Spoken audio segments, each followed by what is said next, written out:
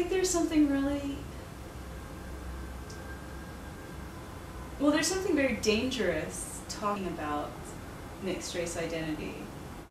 Well, let's talk about this. It feels good to talk about it, and why it is dangerous to bring it up, I think, is because it threatens everybody else, everything that other people, be they black, white, or perhaps something in between, think about themselves, what they know for sure.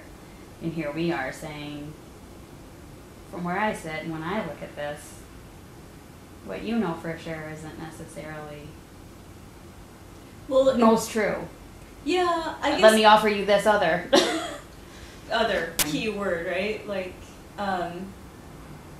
it's unsettling that if you identify as mixed, it's unsettling because you either don't belong to any camp or you belong to both. So either you're a shifty kind of person or you're a traitor to everybody, right? Mm-hmm. So that's really difficult. But we're not, and so why is right. This whole thing set up? And why are people so reluctant to let that go? To let that notion of you can't know, love, and be both at the same time. And yes. In the book,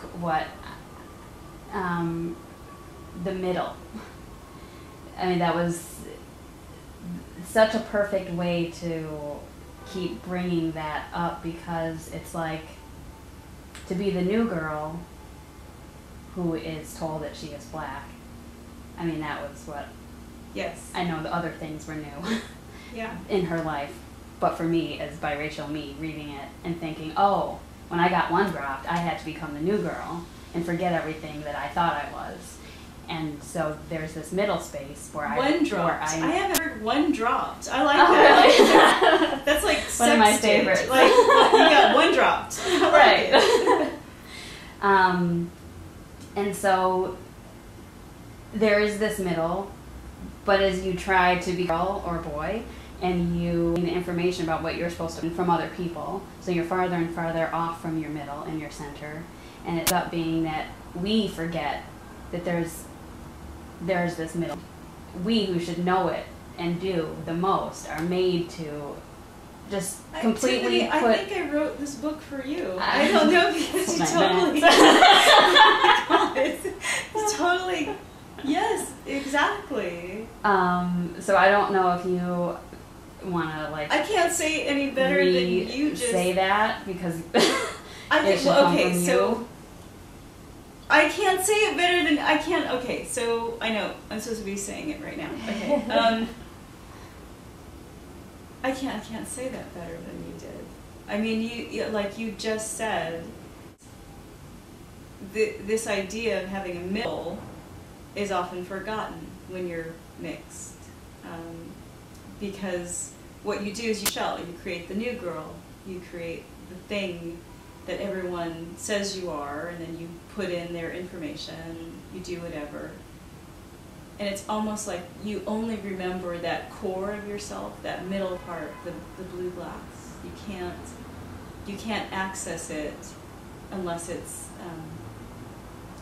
anger, unless it's so intense. And then you just have to stick it down there, and then you find that the thing in the middle is just a mush of feelings that you can't reconcile anymore, and information and impressions that don't match. Especially because the further you get from, in time, I mean, that middle, it's like every message you get contradicts that totally. Yes. So it's like how strong one individual would have to be to hold on to that middle, or to remember it, or to visit it even, and believe in it, when everything else tells you that is not possible. It's dangerous for you to think that. Oh, you're a fool. Ha ha ha. Dude, how could you, totally how could you be so foolish to think that you're one of them? God, and then you have even though you think or you hope that's not true, then you'll go have an experience that says, yeah, that was true. Oh, you never slept with a black girl before. That's what this was. Oh. People, when I wrote that scene with Jesse and Rachel, the first comments I got from others were like, "Oh my God, I didn't think he was gonna go that way." Like, and I thought long and hard about changing it, making that moment different, but I've experienced people that, like, well-meaning, good-meaning people who have, like, all of the right stuff going on, all the right outward messages, but when it gets down to the stuff that's more difficult, they have simplified their image, right? Which is the contradiction. So the things that are most difficult, they've simplified into very basic equations, like black, white. And so when, you know, Jesse says to Rachel, "Oh, I've never done this before with a black girl," she knows what he's talking about, and she says, "Oh, you mean travel?" And I hope people can chuckle at that, but also with kind of, well, just a little bit of distaste, like, right, yeah. So my jaw dropped. He thought he was going somewhere, right? Like, he was going somewhere with her. Mm-hmm. In the same way, well, I don't want to spoil it, but in the Anthony Miller scene, when she says, you know, we've never gone this far, even though it never feels like I'm going anywhere. Yeah, that was a hard scene to write. Even thinking about that scene makes me kind of sad. And I don't know how much people will get it, because I tried to underwrite it. So I underwrote that scene because it's a violent scene. I mean, it's a rape, and so I didn't want to knock people's heads over and say she's being hurt here. This is against her will, and it's all going to be swept under the floor. No one's going to care because it's just some little black girl, right? Like, just being, you know, a hoe. So I hope people pay attention to that scene and see, well, I hope they don't see themselves in it, but I hope that they see how easily young women become prey to young men, right? Like, I think that her finding herself in that situation, this is one of the consequences of us being vulnerable to things. Because when you become the new girl and you forget your middle, and everyone's telling you what you are, and you really want to please everyone, and you would rather have people give you clues as to what they want you to say, and you will be a good student, and you will write. Did you write this book? I mean, oh my God. That you get led into making a bad decision. The part of me that wants to please someone is what I know best, and more than part of me that is me and wants to please me or knows what I want. It's totally the And if position. I belong to this thing, or you make me feel like a princess, or whatever it is, I want to please you, and there's a reward in it for me, but not really, because my middle wouldn't want that, but I don't remember that. Oh my God, okay, yeah. So that's so difficult, because it's true, like, when you're, me, when I was growing up, being biracial was confusing to other people. It wasn't confusing to me until they put their questions on me, and so it was easiest to be the thing they said. If they told me what I was, then I could do that.